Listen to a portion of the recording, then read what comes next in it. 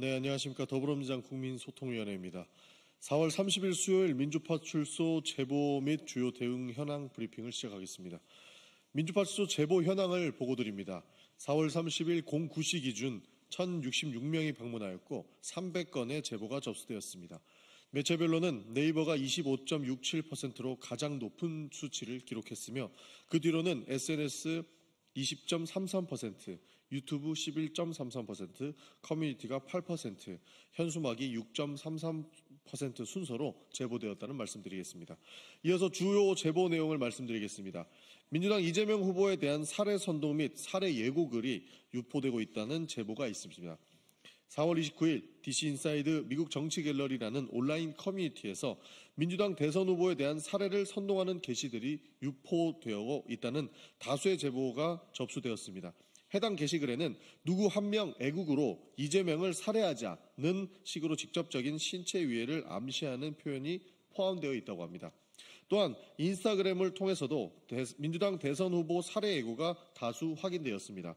예컨대 민주당 후보를 비판하는 게시물에 걱정마 내가 죽이러 간다는 댓글이 달리는 등 특정 인물에 대한 위해를 암시하는 내용이 유포되고 있다는 말씀드리겠습니다. 네이버 증권을 통해 민주당 대선 후보에 대한 악의적인 허위 사실이 유포되고 있다는 제보가 있습니다. 네이버 증권 사이트 내 삼성전자, SK 등 대기업 종목 토론방에서도 민주당과 이재명 후보에 대한 악의적인 허위 사실이 반복적으로 게시되고 있다는 제보가 다수 접수되고 있습니다.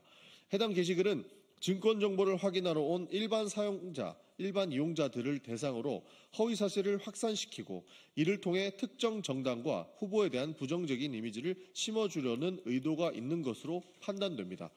국민소통위원회 주요 대응 현황을 보고드리겠습니다. 스카이데일리 제소 및 언중이 심리 결과 등 언론 대응 보고입니다. 스카이데일리는 4월 29일자 사설 이재명 90% 몰표라는 자유민주주의 경고 등을 통해 지극히 개인적인 감정과 근거 없는 예측에 기반하여 사실을 왜곡하는 보도를 하였습니다. 사설 형식이라 하더라도 선거 시기에 부당한 영향을 미칠 우려가 있는 것으로 판단되며 이에 따라 인터넷 선거보도심의위원회에 제소하였습니다. 어제 진행된 언론중재위원회 심리 결과를 보고드리겠습니다. 자유일보가 4월 3일자 보도했던 4월 4일 사법부가 국민 신뢰를 얻는 마지막 기회에는 반론 보도로 합의되었습니다. 뉴데일리의 4월 11일자 보도 민주당 전 법률 담당자 직격 정당 아닌 사조직 이화영 사건을 보며 이재명 국가 리더 자격 의문은 기사 내용을 일부 수정하는 것으로 합의하였습니다.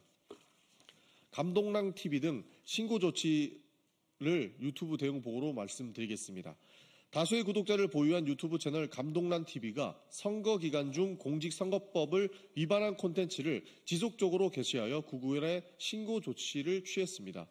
해당 채널은 지역 카페로 비자금을 만드는 법, 이재명의 목숨을 노린다면 그건 민주당, 산불 났는데 신나서 잔치하는, 헌재 TF와 이간범 우리법 연구의 카르텔 등의 영상을 통해 이재명 후보와 더불어민주당에 대한 심각한 허위 사실을 유포했습니다.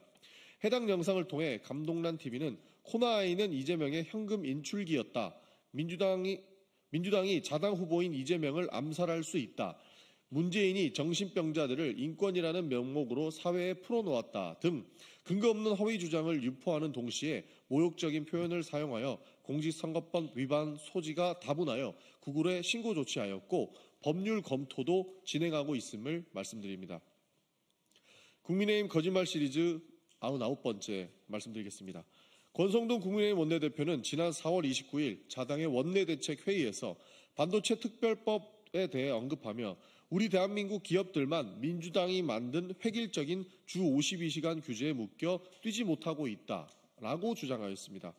주 52시간 예외조항 없이는 어떠한 것도 합의할 수 없다는 국민의힘으로 인해 반도체 특별법이 통과되지 못하고 있음에도 민주당과 주 52시간 근무제 때문에 반도체 업체 등 우리 기업이 발전하지 못한다는 식으로 거짓말을 하고 있는 것입니다.